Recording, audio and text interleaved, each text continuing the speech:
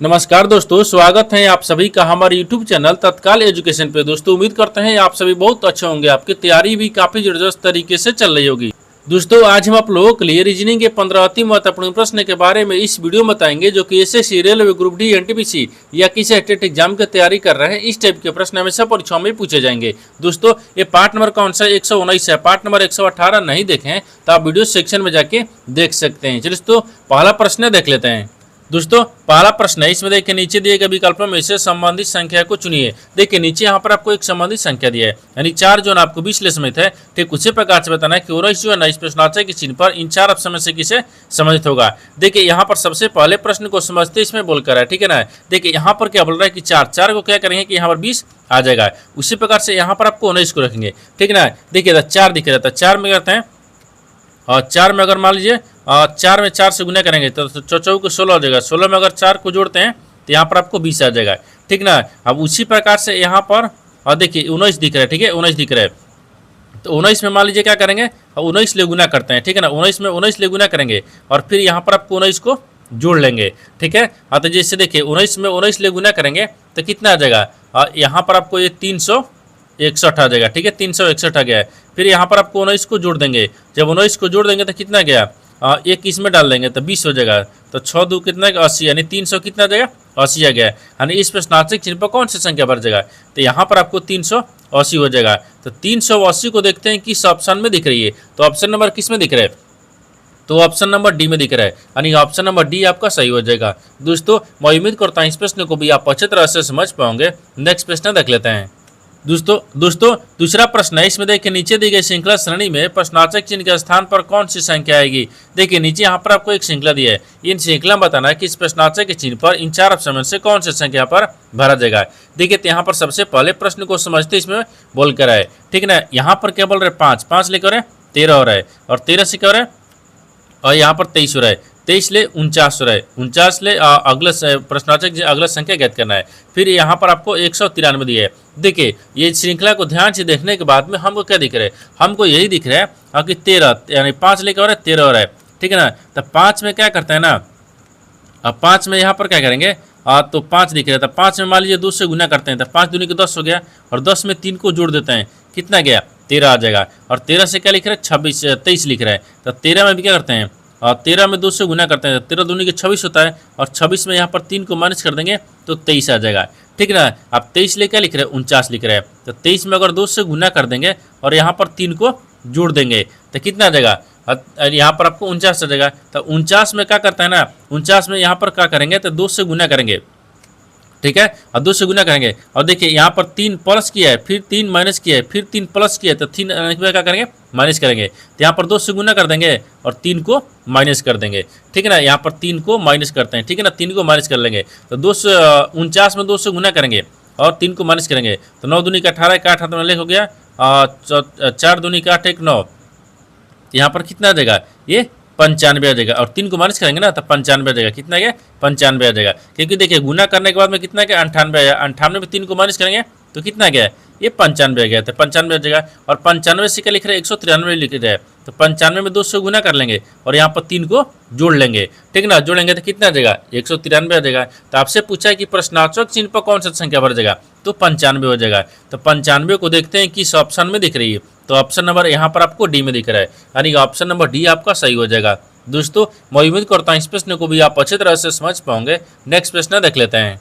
दोस्तों तीसरा प्रश्न है, इसमें देखिए यदि संख्या 32 15, ठीक है ना, 674 में प्रत्येक विषम अंक में 1 जोड़ा जाए और प्रत्येक सम अंक में 1 घटाई जाए तो निम्नलिखित में से कौन सा अंक दाईं ओर से पहला होगा, ठीक है ना। देखिए यहाँ पर सबसे पहले प्रश्न को समझते इसमें बोल कर है, ठीक है ना। देखिए यहाँ पर क्या बोल रहा है, ये बोल रहा है कि एक संख्या दिया है, ठीक है। अब इन संख्या बोल रहा है कि प्रत्येक विषम अंक में 1 जोड़ दिया जाए और प्रत्येक सम अंक में 1 घटाया जाए तो निम्नलिखित में से कौन सा अंक जो दाहिने से पहला होगा। देखिए यहाँ पर क्या करिएगा, वीडियो को रोककर खुद अपने आप से बनाने का कोशिश करिएगा और 15 प्रश्न में से आपने कितने प्रश्न सही किए हैं वीडियो को लास्ट में कमेंट में जरूर बताइएगा। और इस चैनल पर पहली बार आए तो चैनल को सब्सक्राइब कर बेल आइकन घंटी को प्रेस जरूर कर लीजिए, क्योंकि सबसे पहले इस तरह क्लास आपको मिलता रहे। देखिए यहाँ पर सबसे पहले ध्यान से देखेंगे ना, ये संख्या क्या लिख रहा है, ये बोल रहा है कि यदि संख्या यहाँ पर इतना दी है, इसमें प्रत्येक अंक में विषम अंक में 1 जोड़ा जाए, तो यहाँ पर संख्या को लिखते हैं। देखिए 3 हो गया यानी 32 15, तो यहाँ पर 32 हो जाएगा, ठीक ना। यहाँ पर आपको 32 दिख जाएगा, ठीक ना। देखिए यहाँ पर क्या दिख रहा है, ये 32 दिख रहा है, ठीक है, 32 हो गया। यहाँ पर आपको 15 हो गया, ठीक है ना। 600 क्या लिख रहा है, और 74 लिख रहा है, 674 हो गया ये, ठीक है। अब बोल रहा है कि 20वें अंक में एक जोड़ा जाए, तो 20वें अंक में क्या करते हैं, एक को जोड़ देते हैं। तो 20वीं संख्या ये दिख रहा है, इसमें एक को जोड़ देते हैं तो 4 आ गया। और फिर ये भी 20वीं संख्या दिख रहा है, इसमें भी एक को जोड़ देंगे तो 2 आ गया। ये भी 20वीं संख्या, इसमें भी एक को जोड़ देंगे तो 6 आ गया। ये भी 20वीं संख्या दिख रहा है, इसमें भी एक को जोड़ देंगे तो कितना आ गया, और यहाँ पर आपको 8 आ गया है, ठीक है। आगे बोल रहा है कि और प्रत्येक सम अंक में एक घटाया जाए, तो सम संख्या में एक को घटाते हैं, तो सम संख्या में एक घटा लेंगे तो एक बच गया। ये भी सम संख्या दिख रहा है, इस एक माइनस कर लेंगे तो 5 बच गया। और सम संख्या 4 दिख रहा है, इसमें भी एक माइनस कर देंगे तो 3 आ गया, ठीक है ना, 3 आ गया। और घटाया जाए तो निम्नलिखित में से कौन सा अंक है दाईं ओर से क्या हो गया, पहला होगा, दाहिनी ओर से पहला होगा। तो देखिए इधर से क्या होता है ना, बाएं होता है, इधर से क्या होता है, दाहिनी होता है। तो आपसे बोला क्या है कि दाईं ओर से पहला कौन होगा, यानी दाईं ओर से पहला अंक क्या होगा। तो दाईं ओर से पहला अंक यहाँ पर आपको 3 दिख रहा है, क्या दिख रहा है, 3 दिख रहा है। पहला अंक बोला है तो 3 दिख रहा है, तो 3 हो जाएगा। तो 3 को देखते हैं किस ऑप्शन में दिख रही है, तो ऑप्शन नंबर यहाँ पर आपको यानी ए में दिख रहा है, यानी ऑप्शन नंबर ए आपका सही हो जाएगा। दोस्तों मैं उम्मीद करता हूँ इस प्रश्न को भी आप अच्छी तरह से समझ पाओगे। नेक्स्ट प्रश्न देख लेते हैं।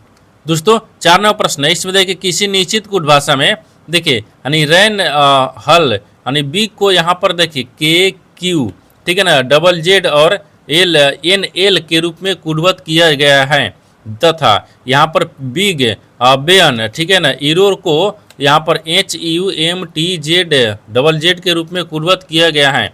तो उस भाषा में यानी बी को किस प्रकार से कुटबद्ध किया गया है, आपको इसी को बताना है। देखिए यहाँ पर सबसे पहले प्रश्न को समझते इसमें बोल रहा है, ठीक है ना। देखिए यहाँ पर क्या बोल रहा है, ये बोल रहा है कि एक निश्चित कुट भाषा दी है, ठीक है। मान लीजिए यहाँ पर रैन हेल और बिग को क्या लिख रहा है, यहाँ पर इतना शब्द लिख रहा है।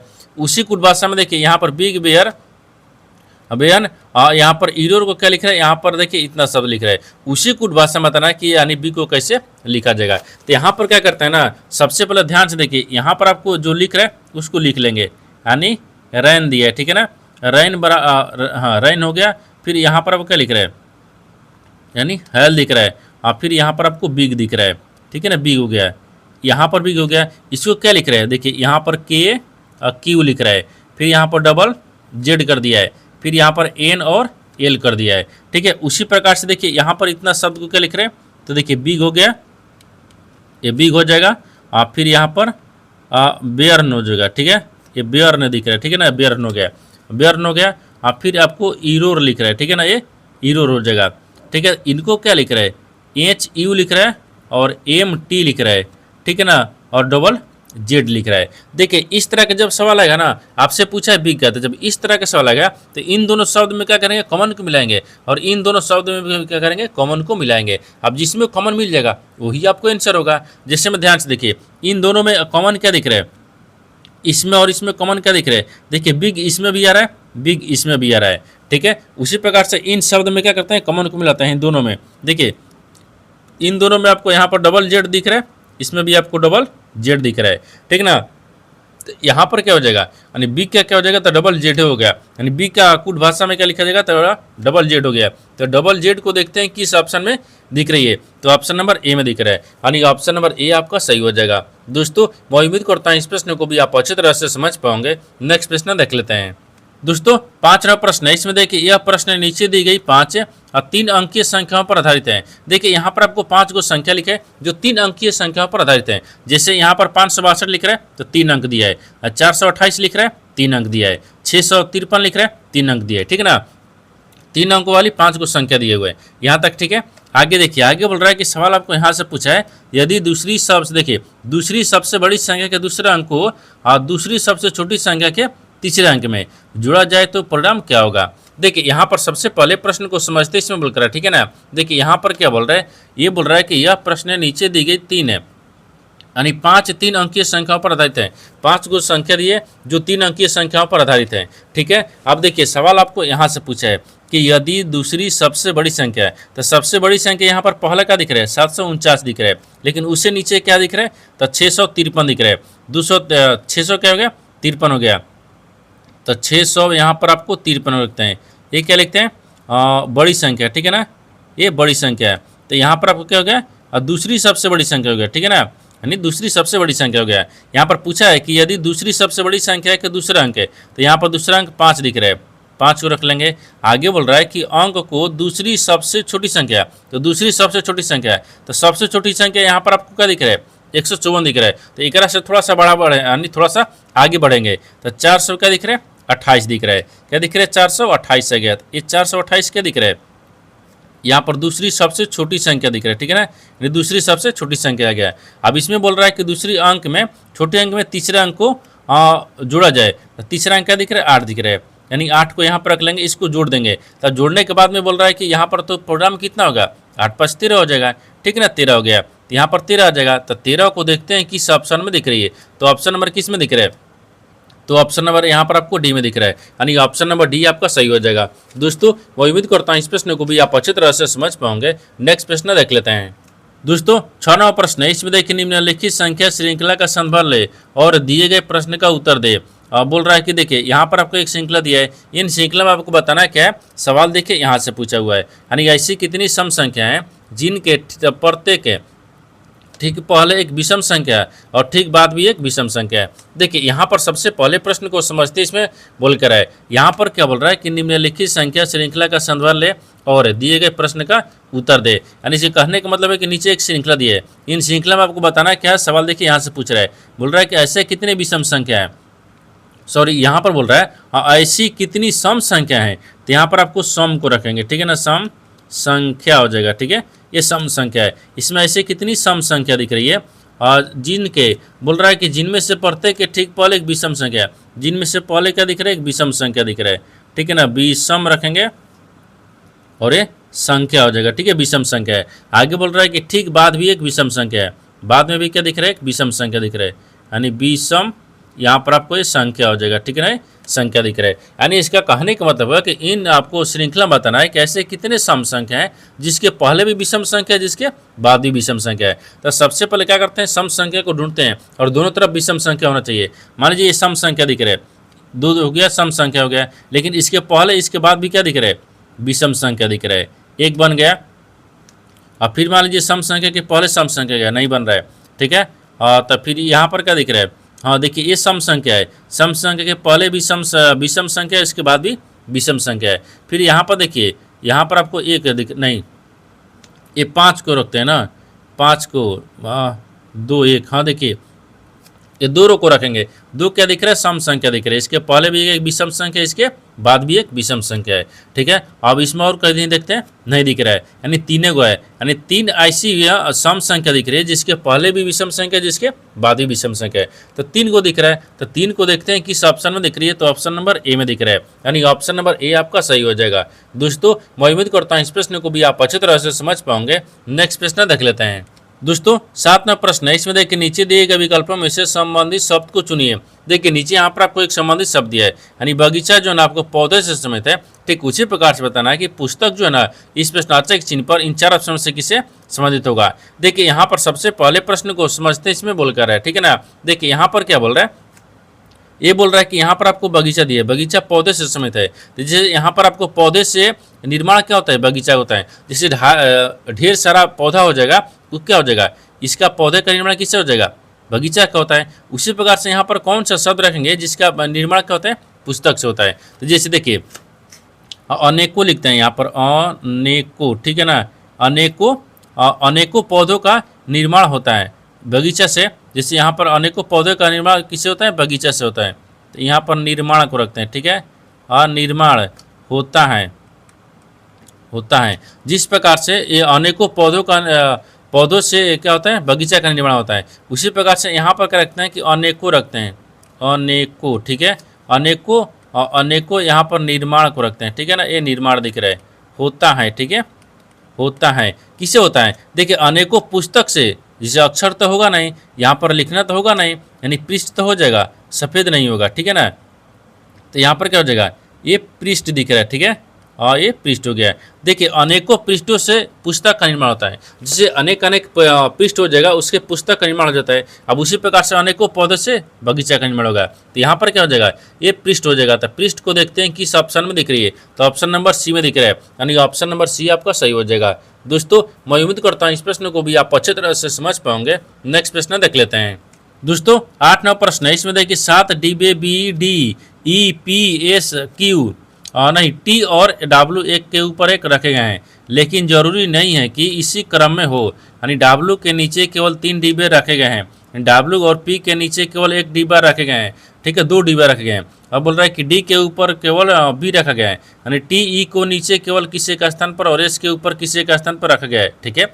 तो नीचे से दूसरे स्थान पर कौन सा डिब्बा रखा गया है आपको इसी को बताना है। देखिए तो यहाँ पर सबसे पहले प्रश्न को समझते इसमें बोल कर है, ठीक है ना। यहाँ पर क्या बोल रहा है, यहाँ पर आपको बोल रहा है कि 7 डिब्बे हैं, ठीक है, 7 डिब्बे हैं। ये बोल रहा है कि B D E P S T और डब्ल्यू एक के ऊपर एक रखे गए हैं, ठीक है ना। तो 7 को यहाँ पर डिब्बा को रख लिए, ठीक है, ये 7 डिब्बा दिख रहा है, ठीक है ना, ये 7 डिब्बा हो जाएगा। अब इसमें आपको बोला क्या है, देखिए 7 को इसको डिब्बा मिले रहते हैं, ठीक है, इसमें 7 डिब्बा हो गया, ठीक है, 7 डिब्बा हो गया। अब आपसे बोल रहा है कि देखिए लेकिन जरूरी नहीं है कि इसी क्रम में हो, माने ये जिस क्रम में लिखा हुआ है ना, इस क्रम में जरूरी नहीं है कि इसी क्रम में लिखा हुआ है, ठीक है। आगे देखिए, आगे बोल रहा है कि डब्ल्यू के नीचे केवल 3 डिब्बे रखे गए हैं। तो डब्ल्यू के नीचे, तो इसको क्या करते हैं, ये ऊपर आता है, ये क्या होता है, ये नीचे होता है, ठीक है ना, नीचे हो गया। तो डब्ल्यू के नीचे 3 डिब्बे रहे, तो डब्ल्यू को 4 पर रखेंगे, 1 2 3 डिब्बा हो गया, ठीक है ना। आगे देखिए, आगे बोल रहा है कि डब्ल्यू और पी के बीच केवल 2 डिब्बे रखे गए हैं। तो डब्ल्यू हो गया, और डब्ल्यू और पी के नीचे 2 बक्से हैं, यानी 2 डिब्बे रखे गए हैं, ठीक है। आगे बोल रहा है कि डी के ऊपर केवल बी रखा गया है, तो डी के ऊपर केवल बी को रखा गया है। तो मान लीजिए डी हो गया यहाँ पर और बी को रखते हैं यहाँ पर, डी के ऊपर बी रखा गया है, ठीक है। आगे बोल रहा है कि टी को ई के नीचे किसी का स्थान पर और एस के ऊपर किसी का स्थान पर रखा गया है। टी जना टी ई के नीचे, तो मानते हैं यहाँ पर आपको टी को यहाँ पर रखते हैं, टी को यहाँ पर रखते हैं, यहाँ पर ई के नीचे, तो ई के नीचे हो गया। और फिर क्या बोल रहा है, एस के ऊपर, तो एस के ऊपर, तो एस यहाँ पर रखें, एस के यहाँ पर उधर है ना कि ऊपर और किसी का स्थान पर रखा गया है। तो बोल रहा है कि नीचे से दूसरे स्थान पर कौन सा डिब्बा रखा गया है, तो नीचे से दूसरा स्थान बोल रहा है, ये नीचे दिख रहा है, तो नीचे से दूसरे स्थान पर कौन दिख रहा है, तो नीचे से दूसरा स्थान पर एस दिख रहा है, क्या दिख रहा है, एस दिख रहा है। तो यहाँ पर एस रखा गया है, तो एस को देखते हैं किस ऑप्शन में दिख रही है, तो ऑप्शन नंबर यहाँ पर आपको डी में दिख रहा है, यानी ऑप्शन नंबर डी आपका सही हो जाएगा। दोस्तों मैं उम्मीद करता हूँ इस प्रश्न को भी आप अच्छे तरह से समझ पाओगे। नेक्स्ट प्रश्न देख लेते हैं।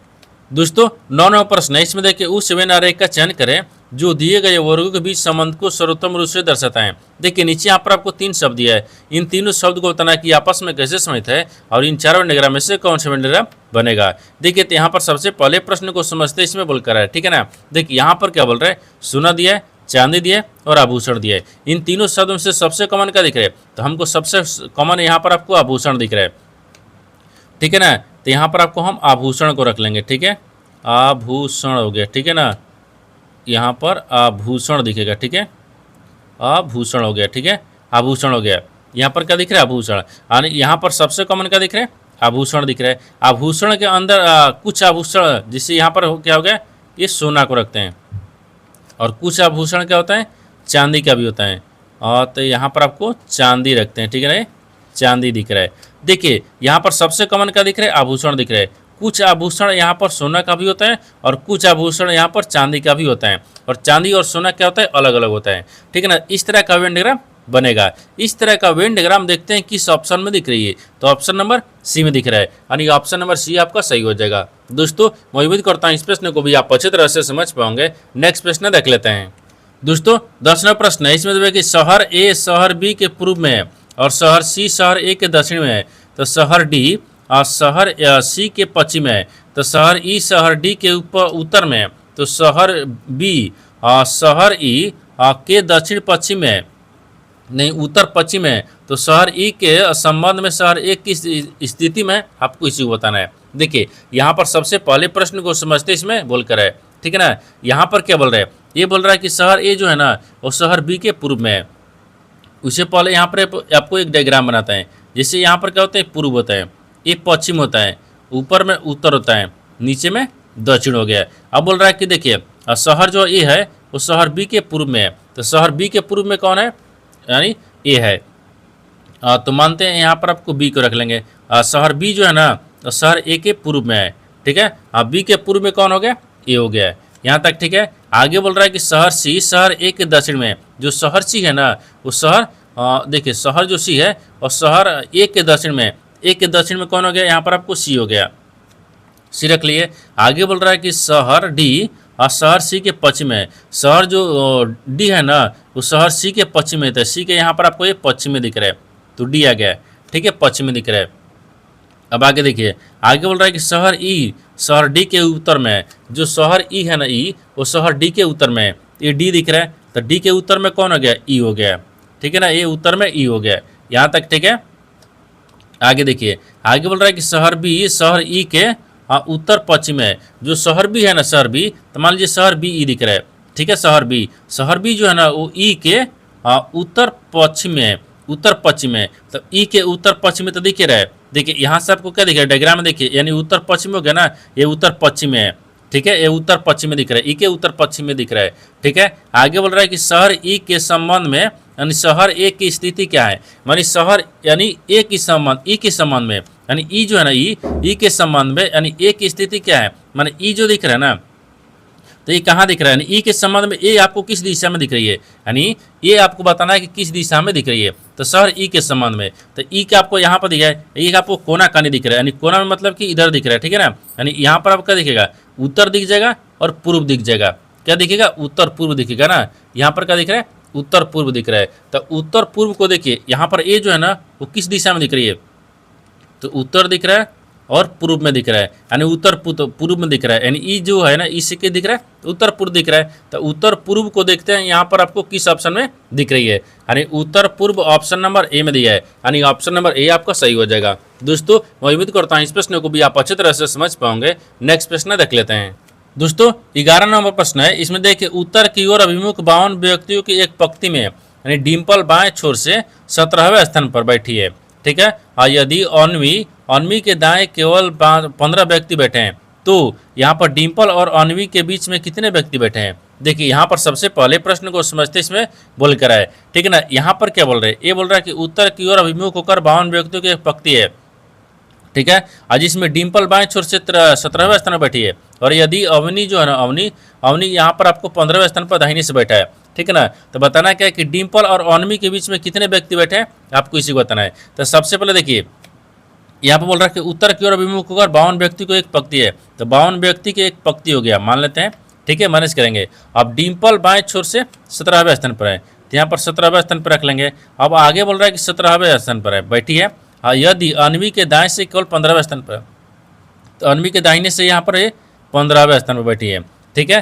तो डिम्पल और अन्वी के बीच में कितने व्यक्ति बैठे हैं, तो इन दोनों का आपस में क्या करते हैं, जोड़ देंगे, और फिर यहाँ पर माइनस क्या करेंगे, 1 कर देंगे, यहाँ पर जोड़ेंगे और प्लस 1 करेंगे ना, प्लस को 1 करेंगे, ठीक है, प्लस 1 करेंगे तो टोटल कितना दिख रहा है, 52 दिख रहा है, और 52 माइनस इसको जोड़ेंगे तो 7 5 13 के 3 हाथ में अगर 1 हो गया है, और 2 2 ये कितना हो गया, 1 1 2 1 3 आ गया ना, 33 आ गया, ठीक है, 33 आ गया, क्योंकि ये भी एक जोड़ लिए हैं, ये भी आपको एक जुड़े हुए हैं, ठीक है ना। जिससे एक बार एक स्टेप और बढ़ जाए क्या, और देखिए तो यहाँ पर आपको कितना आ जाएगा, यहाँ पर देखिए अगर यहाँ पर 7 5 कितना होता है, 12 होता है, तो 12 के 2 हो गया, हाथ में अगर 1 हो गया, तो यहाँ पर 2 और इसको जोड़ेंगे तो 1 1 2 कितना आ गया, 2 हो गया, एक हाथ से लिया 3 आ गया, और फिर प्लस में 1 यहाँ पर रख लेंगे। जैसे फिर एक स्टेप चलेंगे तो 52 में इसको जोड़ देंगे तो कितना गया, ये 33 आ गया। अब इसको क्या करेंगे, माइनस कर लेंगे। जब 52 में से 33 को माइनस करेंगे तो यहाँ पर कितना होना चाहिए, 52 में से और 33 को माइनस करेंगे ना, तो 33 को माइनस कर लेते हैं, जिससे यहाँ पर कितना बच जाएगा, 19। और यहाँ पर देखिए अगर मान लीजिए यहाँ पर आपको क्या दिख रहा है, 52 में से 33 को माइनस करेंगे तो यहाँ पर 19वीं आ जाएगा, ठीक है, 19वीं। तो आपसे वही बोला है कि डिम्पल और अन्वी के बीच में कितने व्यक्ति हैं, 19 को व्यक्ति बैठी है। तो 19 व्यक्ति को देखते हैं किस ऑप्शन में दिख रही है, तो ऑप्शन नंबर किस में दिख रहा है, तो ऑप्शन नंबर डी में दिख रहा है, यानी ऑप्शन नंबर डी आपका सही हो जाएगा। दोस्तों मैं उम्मीद करता हूँ इस प्रश्न को भी आप अच्छी तरह से समझ पाओगे। नेक्स्ट प्रश्न देख लेते हैं। दोस्तों 12वां प्रश्न है, इसमें देखिए कथनों को पढ़े और दिए गए विकल्पों में से निष्कर्ष को चुने। देखिए नीचे यहाँ पर आपको एक कथन दिया है और निष्कर्ष दिया है। कथन के आधार पर डायग्राम को बनाते हैं, निष्कर्ष के आधार पर प्रश्न को सोल्व करते हैं। तो यहाँ पर सबसे पहले ध्यान से देखते हैं कथन बोलकर है, ठीक है ना, इसके आधार पर डायग्राम को बनाते हैं। देखिए तो यहाँ पर सबसे पहले कथन क्या बोल रहा है, कथन बोल रहा है कि सभी बेल्ट क्या है, स्क्रू है। तो सभी जो बेल्ट है क्या है, स्क्रू है। तो मानते हैं यहाँ पर आपको बेल्ट को रखते हैं, ठीक है ना, बेल्ट दिख रहा है, बोल्ट दिख रहा है, ठीक है, अब बोल्ट है। सभी बोल्ट क्या है ना, ये सभी बोल्ट क्या है, स्क्रू है। तो मानते हैं सभी बोल्ट को यहाँ पर स्क्रू में रखते हैं। ये क्या दिख गया, स्क्रू दिख गया, ये स्क्रू हो गया, ठीक है ना, स्क्रू दिख रहा है। अब आगे देखिए, आगे बोल रहा है कि सभी बोल्ट नट है। सभी जो बोल्ट है ना वो क्या दिख रहा है, नट दिख रहा है, ये नट हो गया, ठीक है ना, ये नट दिख रहा है, नट हो गया। आगे बोल रहा है कि सभी नट रिवेट हैं। तो सभी जो नट है ना वो क्या दिख रहा है, रिवेट हैं। तो वेट है, ठीक है, ये रिवेट है। ये तो कथन बोल रहा है, कथन के आधार पर डायग्राम को बना दिए। लेकिन निष्कर्ष क्या बोल रहा है, इसके आधार पर ही प्रश्न को सोल्व करेंगे। निष्कर्ष देखिए पहला बोल रहा है और सभी बोल्ट और रिवेट हैं। हाँ, सभी जो यहाँ पर बोल्ट है ना, देखिए ये बोल्ट हो गया, सभी जो बोल्ट है वो रिवेट के अंदर में है। इसका मतलब ये सही बोल रहा है। दूसरा देखिए, दूसरा बोल रहा है कि कुछ नट स्क्रू हैं।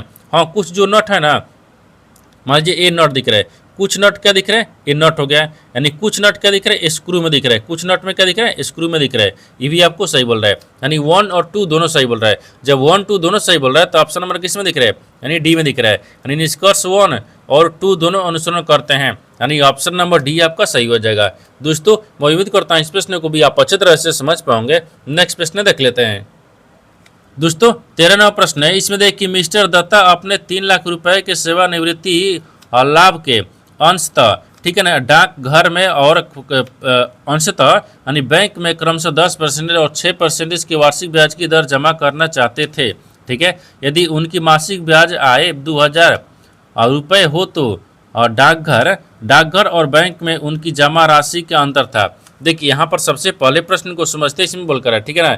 यहाँ पर क्या बोल रहा है, अब बोल रहा है कि मिस्टर दत्ता है, इसको यहाँ पर 3 लाख रुपए है, वो बोल रहा है कि सेवानिवृत्ति करना चाहता है। ठीक है, तो क्या किया कि वो कुछ डाकघर में अंश कर दिया, अंशतः कर दिया, फिर अंशतः बैंक में कर दिया। अब कितने थे देखिए, ये 10%, ये 6% वार्षिक ब्याज की जमा करना चाहते थे। ठीक है, तब आगे बोल रहा है कि यदि उनकी मासिक आय ब्याज क्या है, यानी 2000 में मासिक आय ब्याज करता है, तो डाकघर और बैंकों के उनकी जमा राशि का अंतर बताना है। बैंक में और डाकघर में दोनों का अंतर बताना है। ये 3 लाख रुपये है, तो सबसे पहले क्या करते हैं ना, सबसे पहले हाँ देखिए, मान लीजिए यहाँ पर क्या करते हैं कि ये 2000 दिया है, ठीक है ना। अब 2000 में कितना था, 12 से गुना कर लेंगे, क्योंकि 2000 जमा कर रहा है, 2000 मासिक ब्याज दर है। ठीक है, अब कितने रुपए दिया है, तो यहाँ पर 3 लाख रुपया दिया है। ठीक है, और 3 लाख हो गया। फिर यहाँ पर क्या करेंगे, इधर नहीं, यहाँ पर ना, यहाँ पर आपको गुना कर लेंगे। गुना क्या है, 100 से करेंगे। देखिए 1 2 1 2 1 2 3 1 2 3 और 3 चौके 12, तो कितना आ गया, तो यहाँ पर 4 दूनी के 8 आ गया। ये कितना आ गया, 8%। जब इसका निकाले तो 8% आ गया। तो जब 8% आ गया तो आपको बोला है कि बैंक में उनकी जमा राशि में अंतर निकलना है। ठीक है, तो अंतर मतलब डी लिखेंगे। तो डी बराबर यहाँ पर नहीं, थोड़ा सा पहले इसको लॉजिकली समझते हैं। यहाँ पर पहले कितना गया, ये 8% आ गया। ठीक है, अब 8% को यहाँ पर आपको क्या दिख रहा है, तो ये 10% दिख रहा है। ठीक है, एक के कितना दिख रहा है, ये 6%। अब इसको इधर से ऐसे करेंगे, इसको ऐसे कर लेंगे। अब देखिए ये 8 में से 6 घटाएंगे तो 2% बचेगा। फिर इस तरह 10 हो गया, 10 में से 8 घटाएंगे तो ये भी 2% हो गया। और इन दोनों को क्या करेंगे, माइनस करेंगे। तो देखिए तो डी बराबर कितना गया, तो 0 हो गया, यानी 0 हो गया। ठीक है ना, ये और 0 दिख रहा है, यानी 0 आ जाएगा, यानी 0 हो गया। देखिए 2 में से 2 घटाएंगे तो कितना बचेगा, 0 बचेगा ना, 0 हो गया, यानी 0 हो गया। यानी इसका मतलब क्या दिख रहा है, देखिए यहाँ पर डाकघर और बैंक हमें उनकी जमा राशि का अंतर क्या था, 0, यानी 0 हो गया। तो 0 को देखते हैं किस ऑप्शन में दिख रही है, तो ऑप्शन नंबर यहाँ पर आपको ए में दिख रहा है, यानी ऑप्शन नंबर ए आपका सही हो जाएगा। दोस्तों मैं उम्मीद करता हूँ इस प्रश्न को भी आप अच्छी तरह से समझ पाओगे। नेक्स्ट प्रश्न देख लेते हैं। दोस्तों 14वां प्रश्न है, इसमें देखिए एक रेलगाड़ी जिनकी गति 48 किलोमीटर प्रति घंटा है, विपरीत दिशा में 6 किलोमीटर प्रति घंटा की गति से चलते हुए एक व्यक्ति को 4 सेकंड में पार करती हैं। तो रेलगाड़ी की लंबाई की मीटर प्रति सेकंड में कितनी है, आपको इसको बताना है। देखिए यहाँ पर सबसे पहले प्रश्न को समझते इसमें बोलकर है, ठीक है ना। यहाँ पर क्या बोल रहा है कि एक रेलगाड़ी है जिनकी गति यहाँ पर आपको 84 किलोमीटर प्रति घंटा है। एक जो रेलगाड़ी है वो 84 किलोमीटर प्रति घंटा की चाल से वो चल रही है, लेकिन अगर वही रेलगाड़ी जब विपरीत चल रही है ना तो 6 किलोमीटर प्रति घंटा की गति से चलती है। 6 किलोमीटर प्रति घंटा से विपरीत में और सीधा चल रही है तो 84 किलोमीटर प्रति घंटा हो गया। अब बोल रहा है कि देखिए चलते हुए एक व्यक्ति को पार कर जाती है। जो व्यक्ति है वो 4 सेकंड में रेलगाड़ी पार कर जाती है। जब रेलगाड़ी 4 सेकंड में पार कर गई व्यक्ति को तो रेलगाड़ी की लंबाई मीटर प्रति सेकंड बताना है। रेलगाड़ी की लंबाई बताना है, तो लंबाई बताने के लिए क्या होता है, यहाँ पर सापेक्ष चाल, ठीक है ना, और सापेक्ष लिखते हैं, ठीक है। सापेक्ष चाल बराबर क्या होता है, तो देखिए चाल बराबर ट्रेन की चाल और प्लस व्यक्ति की चाल, ठीक है ना। तो यहाँ पर लिखने का ट्रेन की चाल, ठीक है, और फिर प्लस ट्रेन की चाल प्लस व्यक्ति की चाल, ठीक है ना, व्यक्ति की यहाँ पर चाल हो गया, ठीक है ना, चाल हो गया। अब इन दोनों को जोड़ेंगे, जैसे यहाँ पर सापेक्ष चाल कितना दिए तो नहीं इसको इधर रखेंगे ना, हाँ पर इसको इधर रख दें, 84 हो गया, सॉरी ये 84 दिख रहा है ना, 84 और प्लस 6 दिख रहा है, 86 हो गया, ठीक है। अब व्यक्ति को तो चल दिया नहीं, इसको एक बार क्या करते हैं, इसमें 5/18 से करेंगे क्योंकि ये मीटर प्रति सेकंड दिया है, प्रति घंटा में दिया है, लेकिन 18 से भाग करेंगे, ठीक है। अब इसको फिर क्या करेंगे, एक बार जोड़ देंगे। जब इसको जोड़ेंगे तो कितना आ जाएगा, 86 90, यहाँ पर कितना गया 90 गया, और 90 में क्या करता है कि यहाँ पर 5/18 से भाग कर लेंगे। 18 5 से कितना होता है 90 होता है, और ये 50 कितना गया 25 आ गया, ठीक है। अब 25 मीटर आ गया, कितना गया, सॉरी मीटर प्रति सेकंड में दिया ना, तो यहाँ पर आपको मीटर प्रति सेकंड हो जाएगा। यहाँ पर आप करते हैं मीटर प्रति सेकंड हो गया, ये मीटर प्रति सेकंड में कितना गया, ये 25 मीटर प्रति सेकंड आ गया। लेकिन हमको क्या करना है, और ट्रेन की लंबाई बताना है। तो ट्रेन की लंबाई ज्ञात करने के लिए ना, जैसे यहाँ पर देखिए लिखते हैं और ट्रेन हो गया, ठीक है, ट्रेन की लंबाई, ठीक है ना, ट्रेन की लंबाई, तो ट्रेन की लंबाई कितना हो जाएगा, तो 25 दिख रहा है, ई भी आ गया, मीटर प्रति सेकंड में गया, और 25 में 4 से गुना कर लेंगे क्योंकि 4 सेकंड में पार कर जाती है। तो यहाँ पर कितना गया, 25 चौके 100 हो गया, यानी 100 ये मीटर में गया, कितना गया ये मीटर में गया। तो मीटर यहाँ पर कितना गया 100 मीटर, रेलगाड़ी की चाल की लंबाई कितना गई 100 मीटर। तो 100 मीटर को देखते हैं किस ऑप्शन में दिख रही है, तो ऑप्शन नंबर यहाँ पर आपको सी में दिख रहा है, यानी ऑप्शन नंबर सी आपका सही हो जाएगा। दोस्तों मैं उम्मीद करता हूँ इस प्रश्न को भी आप अच्छी तरह से समझ पाओगे। नेक्स्ट प्रश्न देख लेते हैं। दोस्तों 15 प्रश्न है, इसमें देखिए मेरी आयु मेरे भाई की आयु के 2 गुने से 2 वर्ष कम है, तो यदि मैं 18 वर्ष का हूँ तो मेरे भाई की आयु कितनी है। देखिए यहाँ पर सबसे पहले प्रश्न को समझते इसमें बोल कर है, ठीक है ना। यहाँ पर बोल रहा है कि मेरी आयु मेरे भाई की आयु से 2 गुनी से 2 वर्ष कम भी है, ठीक है ना। तो बोल रहा है कि यदि मैं 18 वर्ष का हूँ तो मेरे भाई की उम्र कितनी है। जैसे में देखिए यहाँ पर मानते हैं कि मेरी आयु की मेरी भाई की 2 गुना है, ठीक है ना, और 2 वर्ष कम भी है। तो मान लीजिए मेरा आयु कितना हो गया, मानते हैं मान लीजिए नहीं यहाँ पर, हाँ देखिए जिससे माना कि मान ला यहाँ पर भाई दिख रहा है, ठीक है, भाई की आयु रखते हैं, ठीक है ना। भाई की आयु कितना हो गया 100 वर्ष हो गया है, ठीक है ना, 100 वर्ष हो गया। अब बोल रहा है कि मेरी आयु, तो मान लेते हैं मेरी आयु, ठीक है ना। अब मेरी आयु कितना हो गया, तो 2x - 2 हो गया, ठीक है। अब बोल रहा है कि देखिए इधर 2x माइनस 2 हो गया और बराबर यहाँ पर 18 वर्ष, क्योंकि यहाँ पर बोल रहा है यदि मैं 18 वर्ष का हूँ, मैं 18 वर्ष का हूँ, ठीक है। तो यहाँ पर एक स्टेप और चलेंगे, 18 इधर देखिए प्लस में माइनस में दिए, इधर आके प्लस में हो गया, तो यहाँ पर 2x हो गया और 20 आ गया, 18 2 20 हो गया। अब इसको क्या करेंगे 10 दूनी के 20 आ गया 10, यानी x के मान कितना आ गया, ये 10 आ गया। जब x के मान 10 आ गया यानी इसका मतलब क्या हो गया कि यहाँ पर बोला क्या है, तो बोला कि मेरे भाई की आयु कितनी है, तो यहाँ पर 10 वर्ष है, क्योंकि मैं 2 गुना था, मैं क्या था 2 गुना था, तो यहाँ पर वही बोला है ना, तो 10 वर्ष हो गया, यानी मेरी भाई की आयु कितना है 10 वर्ष हो गया। तो 10 वर्ष को देखते हैं किस ऑप्शन में दिख रही है, तो ऑप्शन नंबर यहाँ पर आपको डी में दिख रहा है, यानी ऑप्शन नंबर डी आपका सही हो जाएगा। दोस्तों मैं उम्मीद करता हूँ इस प्रश्न को भी आप अच्छी तरह से समझ पाओगे। नेक्स्ट वीडियो में मिलते हैं, तब तक जय हिंद। दोस्तों इस चैनल पर पहली बार आए तो चैनल को सब्सक्राइब कर बेल आइकन घंटी को प्रेस जरूर कर लीजिए, क्योंकि सबसे पहले इस तरह क्लास सबको मिलता रहे। और इन सारे प्रश्न का PDF आपको टेलीग्राम पर मिल जाएगा, जो कि इस वीडियो का डिस्क्रिप्शन में लिंक दिया गया है।